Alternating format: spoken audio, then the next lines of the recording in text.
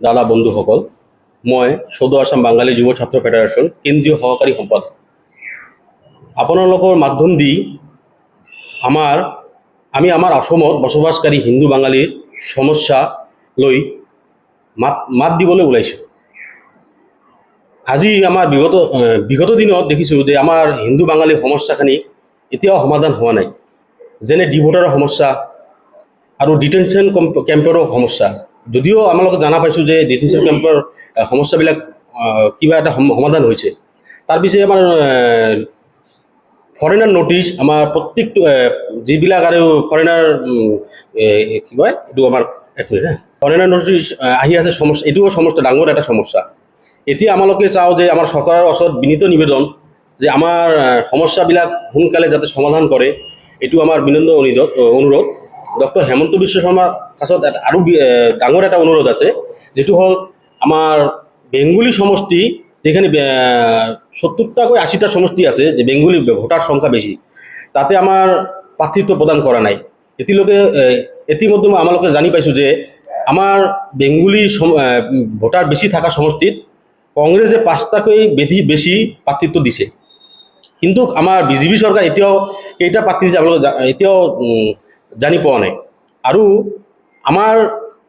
আমালোকে বিচাৰোঁ যে আমাৰ 10টাকৈ 12টা যাতে প্ৰাৰ্থিত্ব দিয়ে আমাৰ বেংগলী সমষ্টিত, যাতে বেংগলী ভোটাৰ বেছি আছে এইবিলাক সমষ্টিত। এইটো আমাৰ চৰকাৰৰ ওচৰত অনুৰোধ। আৰু আমাৰ বিলাসীপাৰা সমষ্টি, যেতিয়া আমি আমাৰ চাপৰগ্ৰাম টাউনৰ পুৰাণা টাউন, এইটো আমি চাপৰগ্ৰাম টাউনত আছোঁ, আমাৰ বিলাসীপাৰা অন্তৰ্গত থাকোঁ।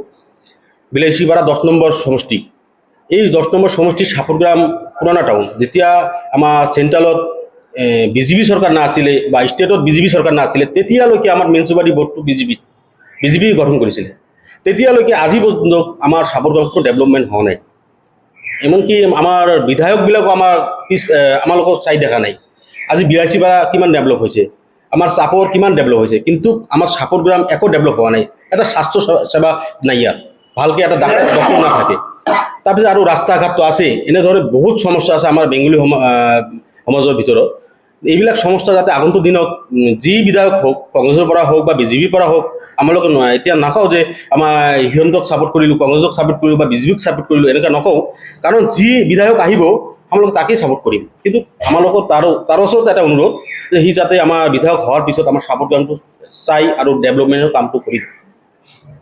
আর এতিয়া বেছি কিছু নকওঁ, এইখিনি মোৰ বক্তব্য ইয়াতে। জয় সারা আসাম বাঙালী যুৱ ছাত্ৰ ফেডাৰেশ্যন, জয়।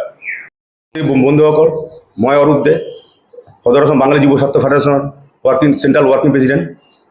আজি মই আপোনালোকৰ চেনেলৰ মাধ্যমেদি আমাৰ বৰ্তমান বিজেপি দলৰ পৰিচালিত অসম চৰকাৰক মই আহ্বান জনাইছোঁ, আমাৰ হিন্দু বাঙালীৰ কেইটামান জ্বলন্ত সমস্যা আজিলৈকে সমাধান হোৱা নাই। যেনেকা ডিভোটাৰ সমস্যা, ভূমিৰ সমস্যা।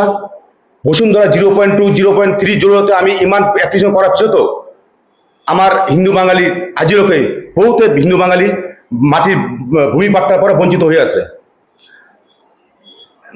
আজি আমি ক'বলৈ বাধ্য হৈছোঁ, আমাৰ এই চৰকাৰ গঠন কৰাৰ ক্ষেত্ৰত আমাৰ হিন্দু বাঙালী শিল দল ভাঙি ভোটদানৰ জৰিয়তে আমাৰ এই চৰকাৰ গঠন কৰিছিল। এই চৰকাৰ গঠন কৰাৰ সত্ত্বেও আজি আমি লাঞ্ছিত বঞ্চিত হৈ আছোঁ। আজি রাজনৈতিক ক্ষেত্ৰত আমি বঞ্চিত হৈ আছোঁ। আজি আমাৰ কোনো বিধায়ক নাই, আমাৰ বাঙালী মাত মাতাৰ কাৰণে কোনো লিডাৰ নাই। আমি অসম চৰকাৰক ডক্টৰ হেমন্ত বিশ্ব শৰ্মাৰ কাষত আমি আকুণ্ঠ নিবেদন কৰি আছোঁ যে অহা 2026 বিধানসভাৰ আমাৰ ব্ৰহ্মপুত্ৰ ভেলীৰ পৰা কমেও 10জন হিন্দু বাঙালী প্ৰাৰ্থীক দিব লাগে।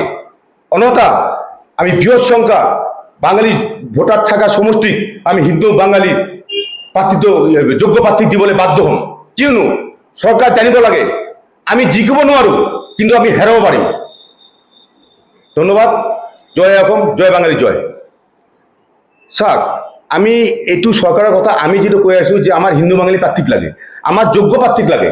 আমাৰ 10 নং সমষ্টি আমাৰ যোগ্য প্ৰাৰ্থীক যে আমাৰ ডেভেলপ কৰিব পাৰিব। আজিলৈকে মই চাই আছোঁ ইমান ডেভেলপ হোৱা নাই, কিন্তু হ'লোহেঁতেন তাহলে আজিলৈকে আমাৰ বেটা হস্পিটেল নাই। আমার হসপিটাল আজি হব কালি হব কৈ আছে, যে আজিলৈকে হোৱা নাই। আমি চাম চৰকাৰৰ যোগ্য প্ৰাৰ্থীক দিবৰ কাৰণে ইয়াতে। যি আমাৰ সাবৰগামৰ উন্নয়ন কৰিব লাগিব। আমার ভূমিকা হব যদি আমার একটু আমার সমাধান নকরে বা হিন্দু বাঙালি প্রার্থী নিদেয়, আমি তো কইছো যে যত আমার হিন্দু বাঙালি প্রপোর্শন বেশি থাকে তাতে আমি যোগ্য প্রার্থী হিন্দু বাঙালি আমি প্রার্থী ঠিক হলে বাধ্য। কেউ না, আমি আগত কৈছো কেউ না আমি জিতাব নোৱাৰো কিন্তু হেৰাব পাৰিম। সরকারের এইটো জানিব লাগে। কিন্তু আমার ভোটার জরিয়তে এই সরকার গঠন হয়েছে। নির্দলীয় হিসেবে অলপ পাতিল। হ্যাঁ 100% নির্দলীয় হিসেবে আমি প্রার্থী দিন। কিমানটা সমষ্টি দাবি কৰিছে? আমি যত আমার বাঙালি ভোটার বেশি থাকে তাতে আমি হেৰি দিম, প্রার্থী দিম। তেনেকুৱা কিমানটা সমষ্টি আছে অসমত? 70টা মান হ'ব সমষ্টি মানে গোটেই অসমত। অসমত। আৰু আমাৰ হিন্দু বাঙালী সংখ্যা এতিয়া মিনিমাম 90 লাখ 90 লাখৰ ওপৰত আছে। মোৰ সাংবাদিক দাদা ও বন্ধুসকল, মই আসাম বাঙালী যুৱ ছাত্ৰ ফেডাৰেশ্যন সাবৰগাঁও আঞ্চলিক কমিটিৰ সভাপতি প্ৰাণমূলক সূত্ৰধৰ। আজি এই প্ৰেছ মিট দিয়াৰ কাৰণ হ'ল মোৰ সাবৰগাঁৱৰ কোনো উন্নতি কাম হোৱা নাই। সাবৰগাঁওটো সৰু চহৰ আৰু বৰ্তমান আমাৰ সাবৰগাঁও পশ্চিম সমষ্টি আছিল, এতিয়া আমাৰ বৰ্তমান 10 নং গ্লেচিয়াৰ সমষ্টি। কিন্তু বিগত দিনলৈ আমাৰ এই সাবৰগাঁও কোনো উন্নতি হোৱা নাই। যি চৰকাৰ আহে একো উন্নতি কৰা নাই। কিন্তু মই চৰকাৰৰ ওচৰত এইটো প্ৰাৰ্থনা কৰোঁ, আগন্তুক বিধানসভা নিৰ্বাচনৰ যি চৰকাৰ জয়ী হোক না কিয় মোক সাবৰগাঁৱৰ উন্নতিৰ কাৰণে কাম কৰিব লাগিব।